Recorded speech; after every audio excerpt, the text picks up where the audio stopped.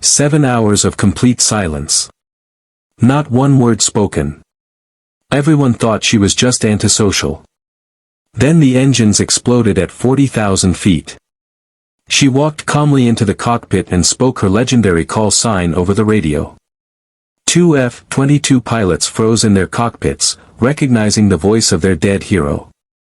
Before you watch this full story, comment below which country you're watching from, and don't forget to subscribe. The boarding process for United Airlines Flight 229 from Chicago to Seattle is routine. People shuffle down the narrow aisle, stuffing bags into overhead compartments, settling into seats with the tired resignation of frequent travelers. It's a Tuesday afternoon, the plane is only 2/3 full, and the mood is relaxed. In seat 18F, by the window, sits Elena Reyes. She is 36 years old. Average height, average build. She wears simple clothes, dark jeans, a gray sweater, running shoes that have seen better days. Her black hair is pulled back in a practical ponytail. No makeup. No jewelry except a plain watch with a cracked face. She carries a small backpack and a paperback book with a creased spine. Everything about her screams ordinary. She settles into her seat with minimal movement. Places the backpack under the seat in front of her. Opens the book. Doesn't look around. Doesn't make eye contact with anyone. The businessman in 18E, a man in his 50s wearing an expensive suit, tries to be friendly. Long flight ahead. You heading to Seattle for work or pleasure? Elena glances at him. The briefest eye contact. A small, polite smile. Then she returns to her book without saying a word. The businessman blinks, surprised. He tries again. I'm Robert, by the way. Pharmaceutical sales. Been doing the Chicago-Seattle run for 10 years now. Elena doesn't look up this time. Just keeps reading. Robert frowns, a bit offended, then shrugs and pulls out his laptop. Fine. Some people don't want to talk. He's encountered plenty of unfriendly passengers before. Across the aisle in 18D, a young mother named Jessica is traveling with her 4-year-old daughter, Emma. The little girl is excited, chattering about the plane, the clouds, the snacks she hopes to get. Jessica tries to keep her quiet, aware that not everyone enjoys children on flights. Emma drops her stuffed rabbit. It rolls across the aisle and bumps against Elena's foot. Oh, I'm so sorry. Jessica says quickly, starting to unbuckle her seatbelt. Before she can stand, Elena reaches down, picks up the rabbit, and hands it across the aisle to Emma. The little girl takes it with wide eyes. Thank you, she whispers. Elena nods. Doesn't smile. Doesn't speak. Returns to her book. Jessica and Robert exchange a look. Weird, right? Flight attendant Carlos Martinez notices the silent woman as he does his pre-flight checks. He's worked for United for 12 years, and he's developed a sense for problem passengers. The drunk ones, the nervous ones, the angry ones. This woman doesn't fit any of those categories. She's just absent. Like she's physically here but mentally somewhere else entirely. Ma'am, can I get you anything before we take off? Carlos asks pleasantly. Elena shakes her head without looking up. Water? Coffee? Another headshake. All right, well, let me know if you need anything. No response. Carlos moves on, making a mental note. Some passengers are just antisocial. As long as she's not causing trouble, it's fine. In the cockpit, Captain Michael Chen and First Officer Sarah Patterson run through their checklist. Chen is 58, a veteran with over 30 years of flying experience. Patterson is 32, sharp and ambitious, on track to make captain in the next few years. Weather's clear all the way, Patterson says, scanning the displays. Light headwinds, but nothing significant. Should be a smooth ride. Good, Chen replies. I could use a boring flight for once. They have no idea how wrong that hope will be. The plane pushes back from the gate. The engines spool up. Flight 229 taxis to the runway, waits for clearance, then accelerates down the tarmac and lifts smoothly into the Chicago sky. Elena Reyes doesn't look out the window. Doesn't close the book during takeoff. Doesn't show any sign of interest or anxiety. But if someone had been watching very carefully, they might have noticed something strange. Every few minutes, Elena's eyes lift from the page for exactly 2 seconds. In those 2 seconds, she scans the entire cabin. Counts passengers. Notes exits. Observes the flight attendants' positions. Then returns to reading. Her breathing is perfectly controlled. Deep, slow, rhythmic. The kind of breathing pattern taught in advanced military training to maintain calm under extreme stress. Her posture is relaxed but balanced. Weight distributed evenly. Feet flat on the floor. Ready to move instantly in any direction. Her book is held at an angle that allows peripheral vision to cover the entire aisle without turning her head. These are not the behaviors of a nervous passenger or a grieving traveler. These are the behaviors of someone with tactical training. Someone who assesses threats automatically. Someone who maintains constant situational awareness without appearing to pay attention. But nobody notices. Because Elena has spent years learning to be invisible. 3 hours into the flight, most passengers have settled into their personal routines. Some sleep, leaning against windows or slumped in their seats. Others watch movies on the seatback screens, headphones blocking out the world. A few work on laptops, typing emails or reviewing presentations. Robert the businessman gave up trying to talk to Elena after the first hour. He's now deep into spreadsheets, occasionally muttering about quarterly projections. Jessica's daughter Emma has fallen asleep, curled up against her mother with the stuffed rabbit clutched tight. Jessica watches her with a tired but content smile, grateful for the quiet. Carlos and the other flight attendants have completed the drink service and are now in the galley, chatting quietly about their plans for the Seattle layover. In the cockpit, Captain Chen and First Officer Patterson maintain their professional vigilance, but the flight is indeed smooth. Autopilot engaged, systems nominal, everything running perfectly. Elena has turned exactly 47 pages in her book, reading at a consistent pace that looks natural. But she's not actually reading. The book is a prop. Her mind is occupied with something else entirely. She's counting heartbeats between breaths. Monitoring the subtle changes in engine pitch that indicate altitude adjustments. Tracking the vibrations transmitted through the fuselage that reveal the aircraft's structural stress patterns. Cataloging every passenger who's walked to the bathroom, noting their gait, their body language, their stress levels. This level of awareness would exhaust a normal person. For Elena, it's as natural as breathing. Because Elena Reyes is not her real name. She was born Sarah Elizabeth Morrison, but she hasn't used that name in over 10 years. She has carried 17 different identities across 6 continents. She has been a graduate student in Berlin, a journalist in Bangkok, a corporate consultant in Dubai, a teacher in Buenos Aires. But her real job has always been the same. She is a pilot for a program so classified that only 12 people in the United States government know it exists. She flies aircraft that don't appear in any official records. She conducts missions that are never briefed to Congress. She operates under the call sign that makes her a legend in military aviation circles, whispered about in fighter squadrons but never confirmed. Her call sign is Phantom. And officially, according to military records sealed at the highest classification level, Phantom was killed in action 14 months ago during a mission over the South China Sea. The flight continues smoothly. The sun begins to set outside the windows, painting the clouds in shades of orange and purple. Passengers stretch, chat quietly, ask for drinks. Elena remains motionless. Reading her book. Invisible. Then, at 6:47 p.m. Pacific Time, everything changes. The first indication is so subtle that only Elena notices it. A slight change in the vibration pattern transmitted through the fuselage. A frequency shift that indicates something in the engine assembly is operating outside normal parameters. Her eyes don't move from the book, but her awareness narrows to laser focus.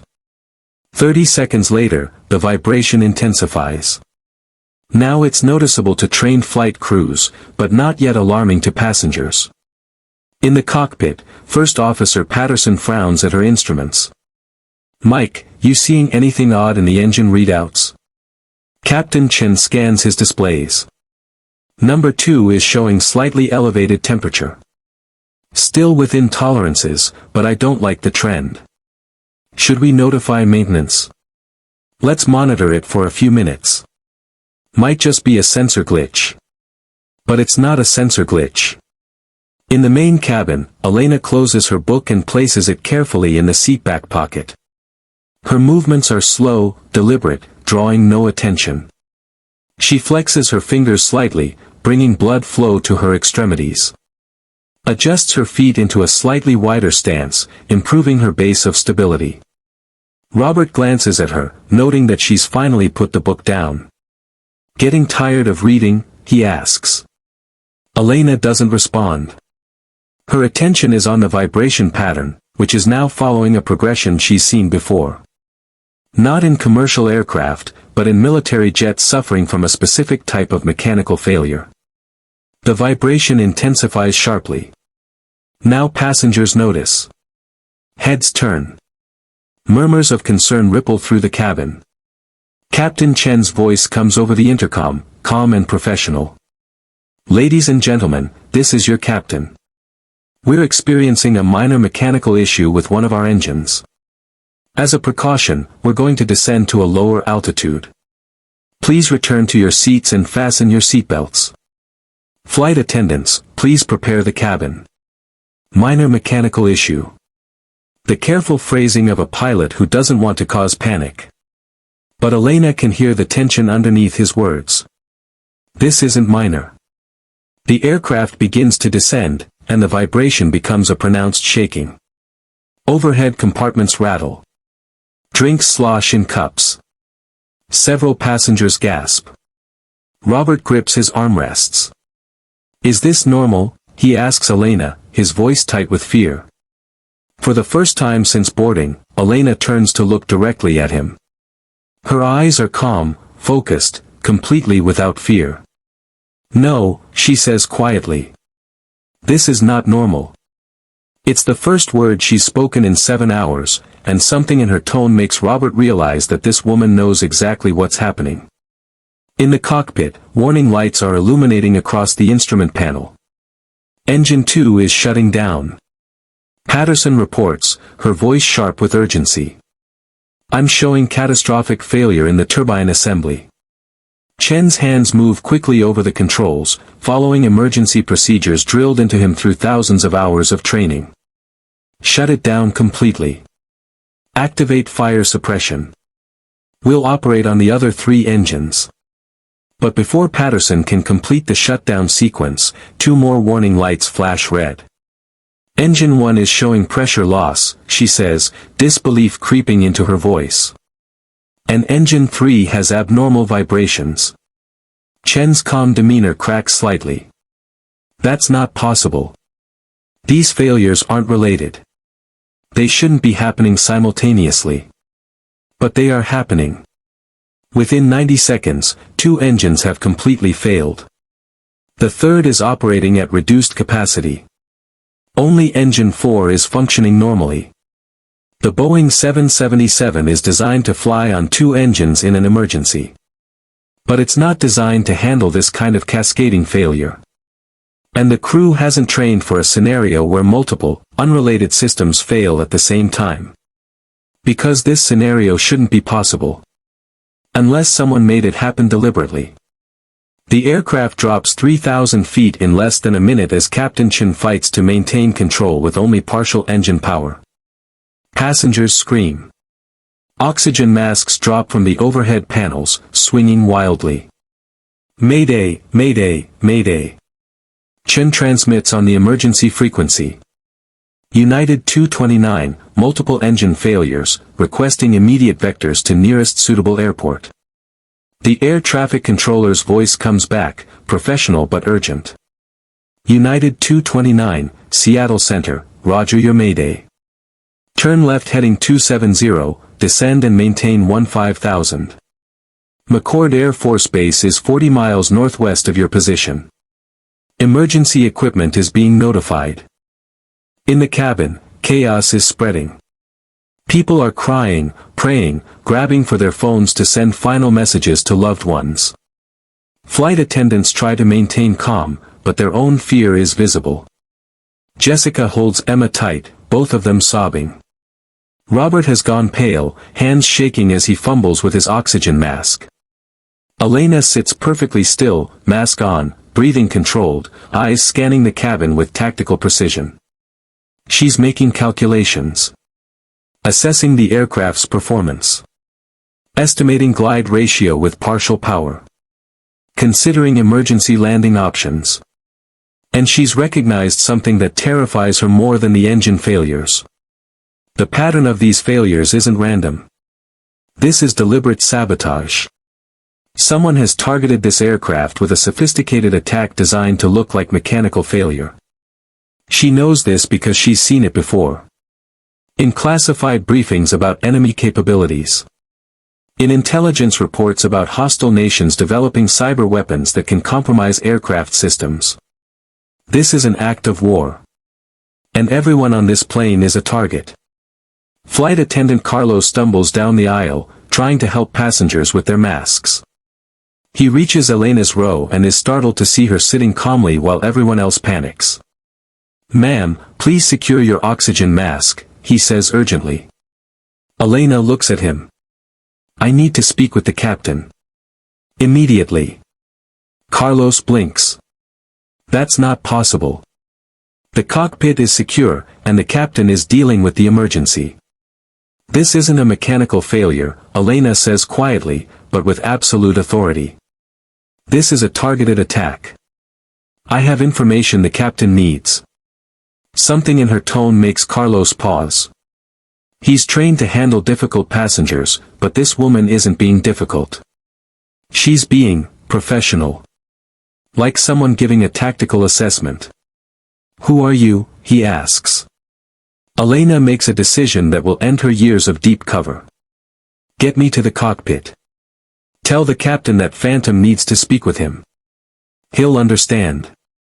Carlos has no idea what that means, but the way she says it makes his skin prickle. He makes a split-second judgment call. "Follow me." They move forward through the chaotic cabin. Elena's balance is perfect despite the aircraft's violent movements. She moves like someone who's walked through damaged aircraft before. Carlos uses the intercom at the forward galley. "Captain, we have a passenger requesting access to the cockpit." She says Phantom needs to speak with you." There's a long pause. Then Captain Chen's voice, tight with stress and confusion, "What did you say?" She said Phantom, sir. Another pause. Then, "Send her up." The cockpit door opens. Elena steps inside. Captain Chen and First Officer Patterson are both fighting the controls, sweat beading on their foreheads. Warning alarms are blaring. The instrument panel looks like a Christmas tree of red lights. Chen glances back at Elena. "Who the hell are you, and what do you know about Phantom?" Elena closes the door behind her and speaks with calm authority. "Captain, I'm the pilot using the call sign Phantom. This aircraft has been targeted with a cyber attack designed to cause cascading engine failures. You're not dealing with mechanical problems. You're dealing with compromised flight control systems." Patterson turns, eyes wide. "That's impossible. Our systems have multiple redundancies and security protocols. Which is why this attack was sophisticated enough to breach them," Elena replies. "And why you're seeing failure patterns that don't match any maintenance scenario." Chen's mind is racing. Phantom is a legend in military aviation. A classified program that operates aircraft in denied airspace. A call sign that appears in briefings with the highest security clearances. And this woman, who spent 7 hours reading a book in coach, is claiming to be Phantom. Prove it, he says. Elena steps forward and looks at the instrument panel. In 15 seconds, she provides a technical analysis of the failure patterns that would take a trained engineer 20 minutes to compile. Your primary flight computer has been injected with malicious code that's causing artificial sensor readings to trigger emergency shutdown protocols in your engines. Engine 2 went first because it's the system master for thermal management. Engines 1 and 3 were cascaded through the backup synchronization network. Your only untouched engine is number 4 because it's operating on a separate circuit for redundancy testing that the attackers didn't account for. She points to a specific display. If you look at the pattern of warnings, you'll see they're following the same sequence used in penetration testing by advanced cyber warfare programs. Specifically, the patterns developed by U.S. Air Force research into aircraft vulnerability assessment. Both pilots stare at her. Someone turned our own research into a weapon, she says quietly. And they're testing it on civilian aircraft. Chen makes a decision. If she's right, they need her help. If she's wrong, they're no worse off than they already are. What do we do? Elena moves to the center console and begins accessing systems that commercial pilots rarely touch. We bypass the compromised flight computer and switch to manual hydraulic control. It'll be harder to fly, but you'll have direct control without the malicious code interfering. Her hands move with practiced precision over controls and switches. Patterson watches in amazement as this stranger operates their cockpit with more expertise than most commercial pilots. Captain Chen, when I finish this bypass, you're going to feel the aircraft become much more responsive, but also much more sensitive. Think of it like switching from power steering to manual. You'll need a lighter touch. Understood. Elena completes the bypass sequence. The warning alarms quiet slightly. The aircraft's wallowing flight stabilizes somewhat. There, she says. You have partial manual control. Engine 4 is your only power source, but it's enough to make a controlled landing if you're precise. Chen tests the controls. They feel different, heavier, but responsive. This is incredible. You just saved everyone on this plane. Not yet, Elena says. We still need to get on the ground safely. And we need to notify the military that hostile actors are using advanced cyber weapons against civilian aircraft. She pulls out her phone and makes a call on a number that connects directly to a classified operations center. This is Phantom, authentication code Victor 7 Tango 9er. I'm aboard a civilian aircraft that's been targeted with cyber weapons matching the profile from Project Shadowgate. Multiple engine failures, active emergency, require immediate military response and support. The voice on the other end responds with crisp efficiency. Phantom, your authentication is confirmed. Stand by for immediate tactical coordination. Within 3 minutes, the situation has escalated from a civilian emergency to a national security incident. At McCord Air Force Base, 2 F-22 Raptors are already scrambling for emergency takeoff. The pilots, Major David Park and Captain Michelle Torres, received their alert before Elena even finished her phone call. The operations center has identified this as a potential hostile action against U.S. civilian infrastructure, which means full military response protocols. As the F-22s scream into the sky, Park gets a detailed briefing over secure radio. Viper Lead, this is command. You are responding to United Flight 229, which has experienced multiple engine failures consistent with cyber attack. Be advised, a classified asset is aboard the civilian aircraft and will be coordinating with you directly. Call sign, Phantom. Major Park's F-22 actually dips 30 feet as his hands momentarily lose control. Command, say again that call sign. Did you say Phantom? Affirmative, Viper Lead. Phantom is active and operational. There's complete radio silence for 5 full seconds. Both F-22 pilots are in shock. Park's voice comes back, trembling slightly. Command, Phantom was declared Kia. We attended the memorial briefing. Are you telling me that was false? Not false, Viper lead. Classified deep cover. But Phantom is now active and coordinating this emergency. You will follow her tactical direction.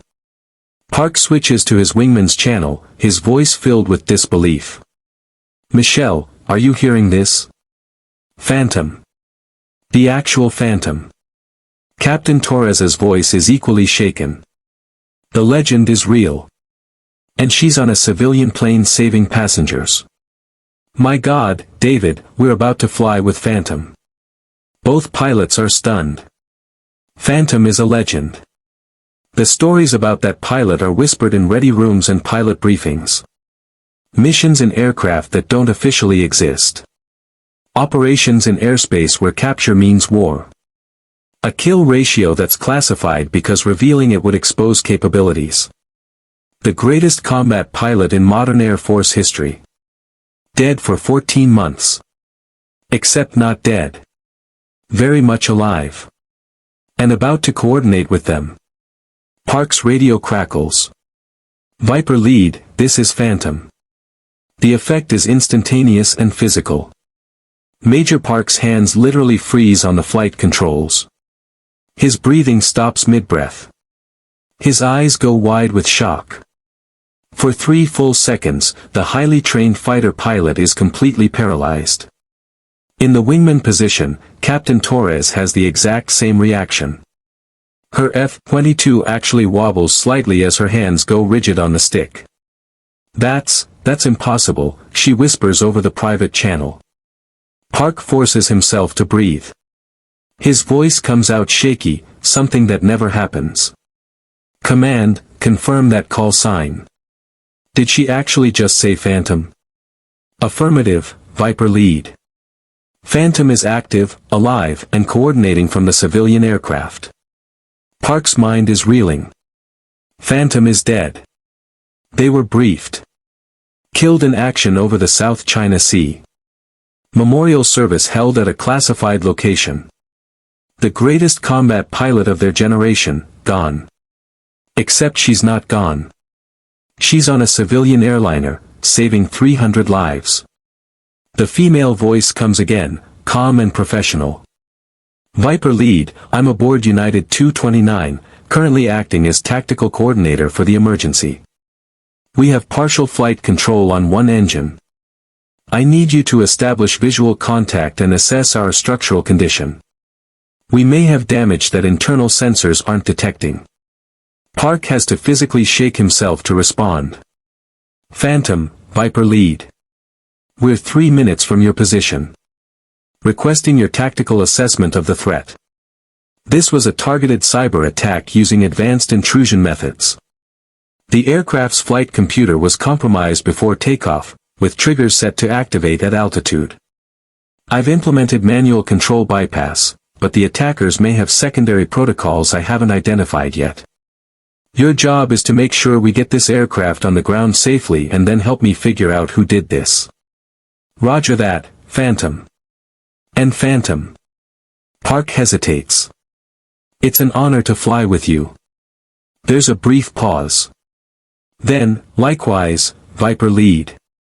Now let's save some lives. The F-22s close rapidly on the crippled airliner. As they pull alongside, Park and Torres can see the Boeing 777 struggling to maintain altitude on just one engine. Smoke trails from the failed engines. The aircraft is flying at an angle that indicates serious control problems. Phantom, Viper lead has visual contact. Your aircraft shows visible damage to engines 1, 2, and 3. Engine 4 appears operational. I'm not seeing any structural damage to the fuselage or wings, but you're flying at a compensated angle that indicates hydraulic issues. In the cockpit of Flight 229, Elena receives this information while monitoring Captain Chen's flying. Confirmed, Viper lead. We have partial hydraulics. Captain Chen is doing an excellent job maintaining control, but the landing is going to be challenging. Chen speaks up. Phantom, we're 10 minutes from accord. I'll need you to talk me through the approach because I've never landed a 777 in this configuration. Understood, Captain. I'll guide you through it step by step. Behind them in the cabin, the passengers have realized that someone from the passenger section is in the cockpit helping fly the plane. Word has spread quickly. The silent woman from 18F is somehow saving them. Robert, the businessman, sits in shock. The woman who wouldn't even say hello has been a military pilot the entire time. Jessica holds Emma and whispers a prayer of thanks for whoever that woman is. Flight attendant Carlos stands in the forward galley, listening to Elena's calm voice over the intercom as she talks the captain through the emergency approach. He realizes he'll never forget this flight as long as he lives. The F-22s maintain formation with the airliner as it begins its final approach to McCord. Emergency vehicles line the runway. Foam trucks are ready to suppress any fires. Ambulances stand by. Elena's voice remains absolutely steady as she guides Captain Chen through the most difficult landing of his career. Airspeed 180 knots. Rate of descent 800 feet per minute. You're slightly high on the glide slope. Reduce power minimally and let gravity bring you down. Roger. Flaps are going to be a problem with the hydraulic issues. Deploy them slowly and be ready for the aircraft to pitch down. Chen follows her instructions precisely. The aircraft descends toward the runway with agonizing slowness. 1,000 feet. Airspeed good. Descent rate good. You're lined up perfectly. 500 feet. Start your flare. Nose up, gentle pressure. 200 feet. Hold it steady. 50 feet. Perfect. Let it settle. The Boeing 777 touches down hard but controlled. The landing gear holds. Chen deploys the thrust reversers on the one working engine and applies brakes carefully. The aircraft rolls down the runway, slowing gradually, finally coming to a stop 3,000 feet from touchdown. For a moment, there's absolute silence in the cockpit. Then Chen starts laughing, the kind of hysterical relief laugh of someone who just survived certain death. We did it. Oh my God, we actually did it. Patterson is crying, hands shaking with adrenaline. Elena simply nods. Good flying, Captain. Now let's get these passengers off safely. The emergency evacuation proceeds smoothly. Slides deploy from the doors. Passengers slide down to safety where emergency crews are waiting. No injuries except minor bumps and scrapes. Robert stops as he reaches Elena on the tarmac. Thank you, he says simply. I'm sorry, I thought you were rude. Elena gives him a small, genuine smile. You're welcome. And I'm sorry I didn't talk more. I was working. As the last passengers evacuate, military vehicles surround the aircraft. Armed personnel establish a secure perimeter. This is now a crime scene and a national security incident. The F-22s have landed and taxied to a secure hangar. Park and Torres climb out of their cockpits and watch as a woman in civilian clothes walks toward them, escorted by military police. She's unremarkable looking. Average height, simple clothes, tired eyes. But both pilots snap to attention instinctively. Phantom, Park says. We weren't sure we'd ever meet you. Elena stops in front of them. Major Park. Captain Torres. Your assistance was invaluable. Thank you. Ma'am, we have questions, Torres says hesitantly. We were told you were killed in action. I was deep under cover, Elena replies simply. And now that cover is blown. But it was worth it to save those lives and to stop whatever this attack was testing for. A black SUV pulls up, and 3 people in civilian clothes but military bearing step out. They're from the intelligence division that oversees Elena's classified program. The lead officer, a woman in her 50s, approaches with grim determination. Phantom, we need full debriefing immediately. This incident has triggered protocols at the highest levels. Elena nods. I understand. But first, I need to make sure those passengers are safe and that this aircraft is properly secured. If this was a test run, there might be other aircraft targeted. Already in progress. The FAA has been notified. All aircraft using the same flight computer model are being inspected. We've escalated this to the National Security Council. Good. Elena turns back to Park and Torres. You two did excellent work today. This won't appear in any official records, but I'll make sure the right people know about your professionalism. Park grins. Does this mean the stories about you are true? Which stories? All of them. Elena's smile is tired but genuine. Some of them are exaggerated. Some of them aren't cleared for discussion. And some of them, she pauses, are actually worse than the rumors suggest. In a secure briefing room at McCord Air Force Base, Elena sits across from a group of military and intelligence officials who represent the highest levels of national security apparatus. The room is windowless, swept for bugs, and equipped with communications systems that connect directly to the Pentagon and White House. General Marcus Hayes, head of Air Force Special Operations, speaks first.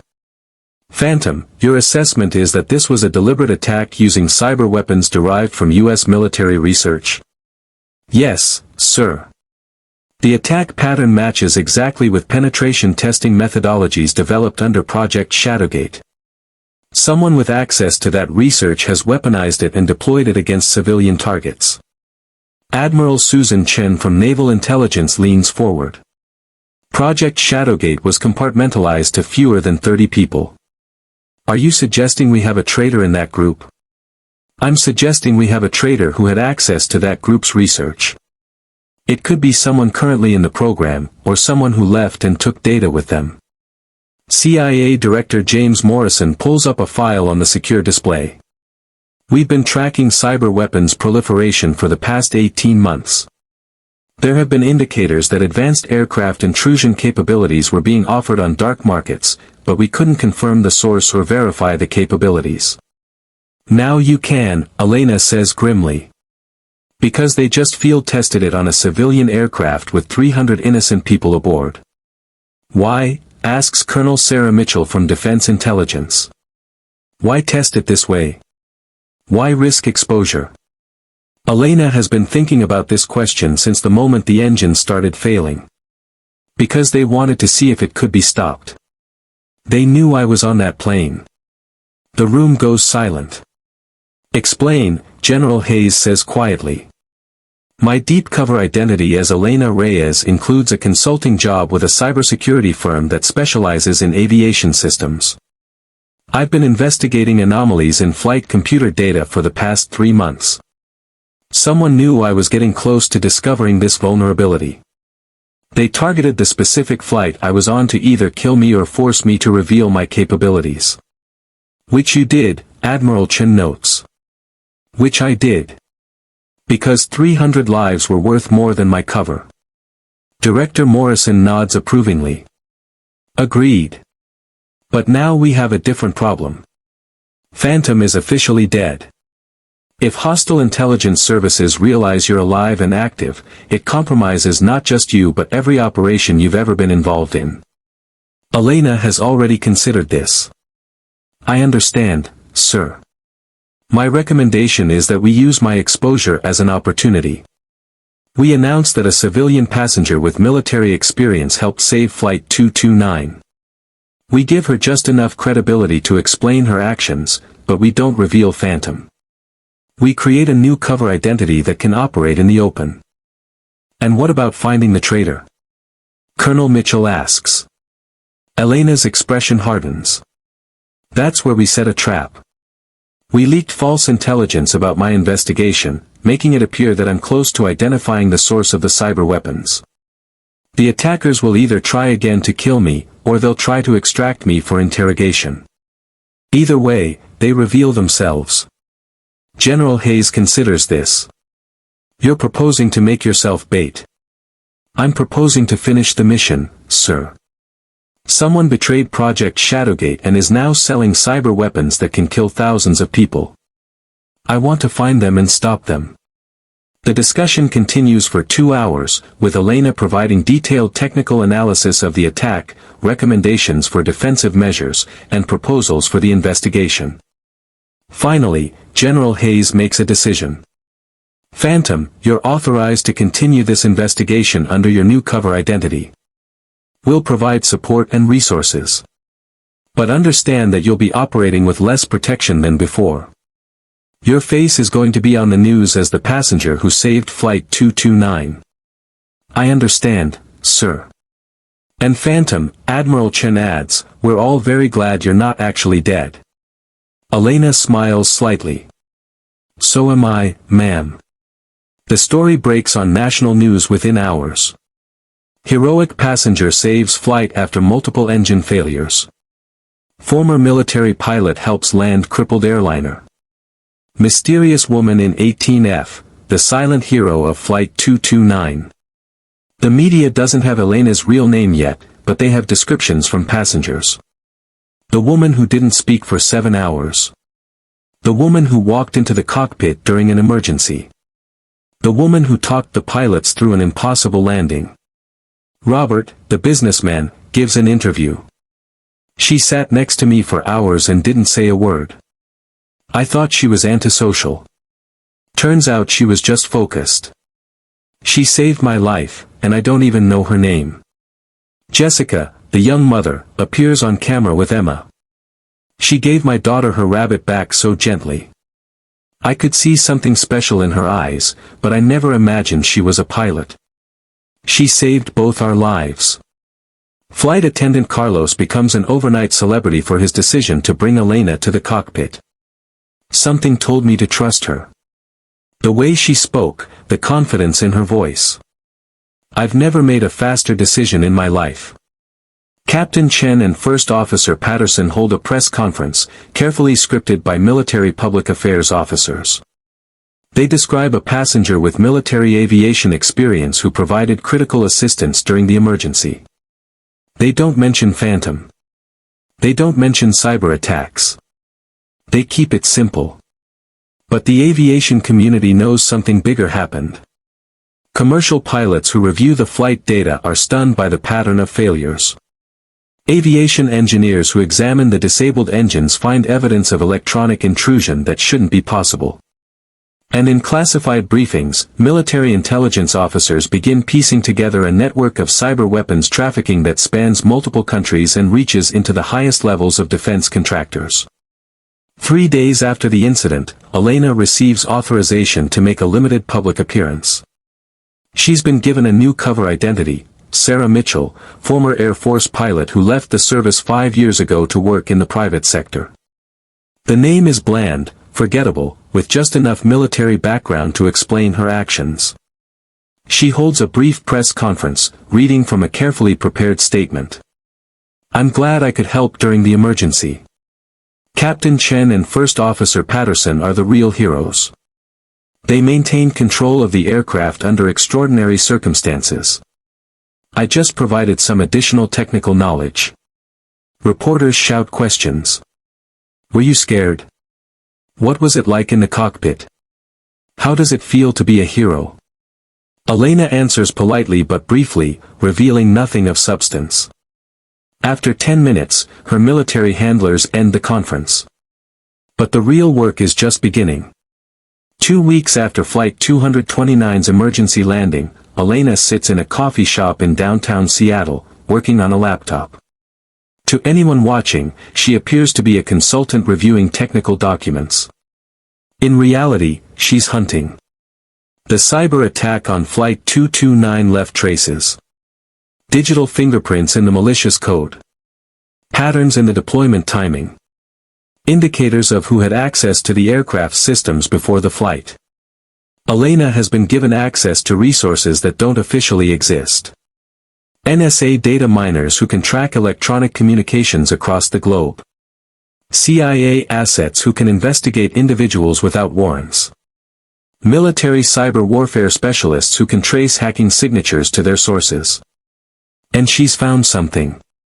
The attack came from inside a defense contractor called Apex Dynamics, a company that specializes in aircraft control systems and has contracts with both commercial airlines and military programs. More specifically, the attack originated from the terminal of Dr. Robert Vance, a senior engineer who worked on Project Shadowgate before leaving the program 2 years ago. Elena pulls up Vance's file. Brilliant engineer, decorated Air Force veteran, security clearances at the highest levels. He left the military program citing family health issues and joined Apex Dynamics at a substantial pay increase. On paper, a clean departure. But Elena's instincts are screaming that something is wrong. She sends an encrypted message to her intelligence handlers, "I have a lead. Need authorization to make contact." The response comes back within minutes, "Authorized. Proceed with caution." Elena schedules a meeting with Dr. Vance under her cover identity, claiming to represent a cybersecurity firm interested in consulting on aviation systems. The meeting is set for the following afternoon at Apex Dynamics headquarters. Elena arrives professionally dressed, carrying a briefcase with concealed recording equipment. She's screened by security, which she passes easily because her cover identity has been established with legitimate credentials and background. Dr. Vance meets her in a conference room. He's in his early 50s, gray hair, tired eyes. He looks like a man under enormous stress. "Ms. Mitchell," he says, shaking her hand. "I understand you're interested in consulting on aviation cybersecurity." "That's correct. I have a background in military aviation and I've been working on vulnerability assessments for commercial systems." Vance nods. Interesting timing, given the recent incident with United 229. "That was quite remarkable. What happened there?" Elena watches his face carefully. "Yes. Fortunate that someone with the right experience was on board." "Indeed. Though it does raise questions about how such a catastrophic failure could occur in the first place." They spend 30 minutes discussing technical details of aviation systems. Vance is knowledgeable, professional, showing no obvious signs of guilt or nervousness. But Elena has been trained to read micro-expressions, subtle physiological indicators of stress. And she sees them. When she mentions flight computer redundancies, Vance's left eye twitches slightly. When she discusses intrusion detection protocols, his breathing shifts to a shallower pattern. When she brings up Project Shadowgate in the context of vulnerability research, his pupils dilate. He knows something. And he's afraid. Elena makes a calculated decision. She leans forward slightly and speaks in a lower voice. "Dr. Vance, I'm going to be direct with you. I believe you know more about what happened to Flight 229 than you're saying." Vance's face goes pale. "I don't know what you're talking about. The attack patterns match research you worked on. The intrusion methods match your technical specialization. And the timing correlates with your access to airline systems through this company. You need to leave," Vance says, standing abruptly. Elena doesn't move. "Or you can tell me what's really happening, and I can help you." Vance looks at her with desperate eyes. "You can't help me. Nobody can. They'll kill my family. There it is. The truth." "Who?" Elena asks quietly. "I don't know. They contacted me 18 months ago. Said they had my daughter. Showed me photos of her leaving school, going to her apartment, meeting with friends. They knew everything about her. They said if I didn't cooperate, she'd disappear. What did they want? Access to the research. Modifications to flight control software. Testing protocols. Everything I knew from Project Shadowgate. And you gave it to them. What choice did I have? They were going to kill my daughter." Elena's voice softened slightly. "I understand. But you realize those capabilities have now been used to try to kill 300 innocent people?" Vance sits back down, head in his hands. "I thought they were just stealing technology. I didn't know they were going to actually use it like this. When I heard about Flight 229. He looks up at Elena with haunted eyes. That's why you're really here, isn't it? You're not a consultant. You're investigating. I'm trying to stop them from doing it again, Elena says. And I can protect your daughter. But I need your full cooperation. How can you protect her when you don't even know who they are? Because I have resources you don't. And because I'm very good at my job. Vance studies her face. Something in her calm confidence makes him believe her. All right, he says finally. I'll tell you everything I know. What Dr. Vance reveals over the next 2 hours changes the entire scope of the investigation.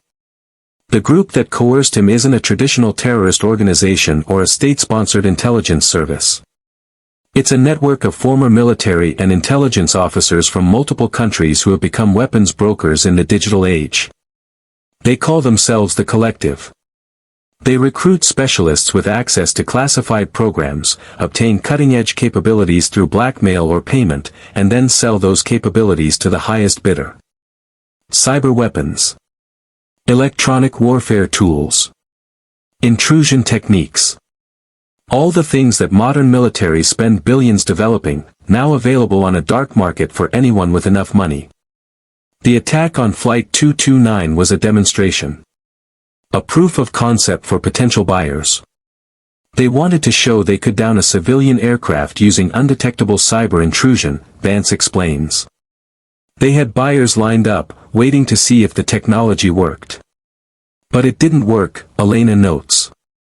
Because I was there. Which is going to be a problem for them.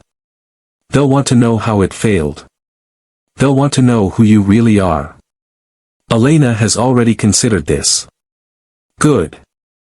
Let them wonder. It'll force them to make mistakes. She activates an encrypted communication link and relays Vance's information to her intelligence handlers. Within hours, a full-scale operation is launched.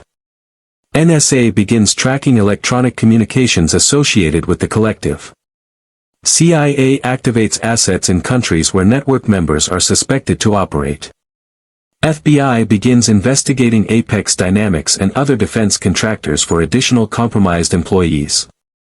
And Elena is authorized to take the next step. She's going to offer herself as bait.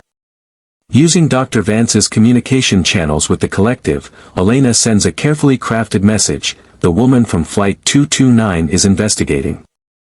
She's getting close. She needs to be eliminated. The message is designed to provoke a response. And it works. 48 hours later, Elena receives intelligence that a team has been dispatched to Seattle with orders to capture or kill her. She prepares accordingly. The attack comes on a rainy Thursday evening as Elena walks from her hotel to a restaurant 3 blocks away. She's alone, apparently vulnerable, an easy target. But she's wearing body armor under her jacket. She has a concealed weapon. And there are 6 special operations personnel positioned around her in civilian clothes, ready to intervene. This is the trap. They make their move in an alley between 2 buildings. 3 men, professionally trained, moving with military precision. Elena doesn't run. She turns to face them calmly. "You're coming with us," one of them says, his accent suggesting Eastern European origins. "I don't think so," Elena replies. She's already assessed their positions, identified their weapons, calculated response options. Years of combat training make the analysis automatic. The lead attacker moves forward to grab her arm. Elena's response is instantaneous and precise. She redirects his momentum, strikes his throat with a controlled blow that disables but doesn't kill, and has him on the ground in less than 2 seconds. The other 2 react, pulling weapons. Before they can fire, the Special Operations team emerges from concealment. Federal agents. Drop your weapons. The attackers are professionals. They know when they're beaten. Weapons drop. Hands raise. Within 3 minutes, all 3 are in custody. Elena stands in the rain, adrenaline surging but expression calm. "Take them to the secure facility," she instructs the team leader. I want full interrogation within the hour. The interrogations reveal crucial intelligence. The three attackers are contractors, hired through intermediaries. They don't know who ultimately gave the orders, but they have communication protocols that can be traced. More importantly, they were told that Elena is a high-value target who uncovered a major weapons trafficking operation. The collective wants her dead because she's gotten too close to their network. Which means Elena's trap is working perfectly. Over the following weeks, the investigation dismantles the collective piece by piece. Using information from the captured operatives and Dr. Vance's cooperation, intelligence agencies track financial transactions across multiple countries. They identify weapons brokers, compromised engineers, and buyers who were interested in the cyber weapons. 3 countries are implicated in purchasing or attempting to purchase the aircraft intrusion capabilities. Diplomatic channels are activated. Pressure is applied at the highest levels. 12 individuals are arrested in coordinated raids across the United States, Europe, and Asia. They include former military officers, intelligence agents, and defense contractor employees who betrayed their oaths for money or ideological reasons. Dr. Vance's daughter is relocated to protective custody and given a new identity. Vance himself faces legal consequences for his role, but prosecutors take into account the coercion he faced. He'll serve time, but not as much as he feared. The defensive measures implemented after Flight 229 are expanded globally. Aviation cybersecurity is revolutionized. Flight computer systems are hardened against intrusion. New protocols are established. And Elena receives a commendation that will never appear in any public record, presented by the Secretary of Defense in a classified ceremony attended by fewer than 20 people. Phantom, the Secretary says, your actions saved 300 lives and exposed a threat to global aviation security. The nation owes you a debt that can never be publicly acknowledged. Elena stands at attention in her dress uniform, the one she rarely wears, displaying ribbons for missions that officially never happened. I was just doing my job, sir. No, the Secretary replies. You went far beyond duty. You sacrificed your cover, exposed yourself to danger, and hunted down an enemy that threatened countless innocent lives. That's not just duty. That's heroism. After the ceremony, Elena changes back into civilian clothes. Sarah Mitchell, consultant. The new cover identity that allows her to continue working in aviation security while maintaining some semblance of a normal life. She thinks about the 7 hours she spent in silence on Flight 229. Reading a book. Invisible. Unknown. And she thinks about the moment she decided to break that silence. To reveal herself. To save 300 people she didn't know. It was the easiest decision she's ever made. Elena sits in a coffee shop in Portland, working on her laptop. She's reviewing security protocols for a major airline, legitimately employed in the cybersecurity field. A woman approaches her table hesitantly. It's Jessica, the young mother from Flight 229. Excuse me, Jessica says. I think, aren't you the woman from the plane? Elena looks up and smiles. Hello, Jessica.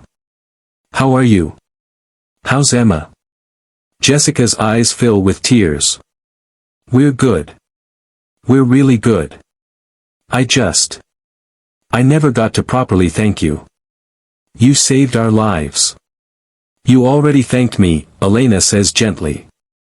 On the plane, remember? That wasn't enough. I've been hoping I'd run into you somehow. I wanted you to know that Emma talks about you all the time. She calls you the quiet lady who saved the airplane. Elena's smile widens slightly. That's very sweet. Can I buy you coffee? Or lunch? Something. That's not necessary, but I'd be happy to have coffee with you. They talk for an hour. Jessica tells stories about Emma, about how the incident changed their perspective on life, about the gratitude they feel every day for surviving. Elena listens, genuinely interested, occasionally sharing small details about her own life. The cover story. The carefully constructed identity. But underneath, she's still Phantom. Still hunting threats. Still protecting people who will never know her real name or understand what she's sacrificed. And she wouldn't have it any other way. When Jessica finally leaves, thanking her one more time, Elena returns to her work. Her phone buzzes. An encrypted message from her handlers: new threat detected. Aviation sector. Require your expertise.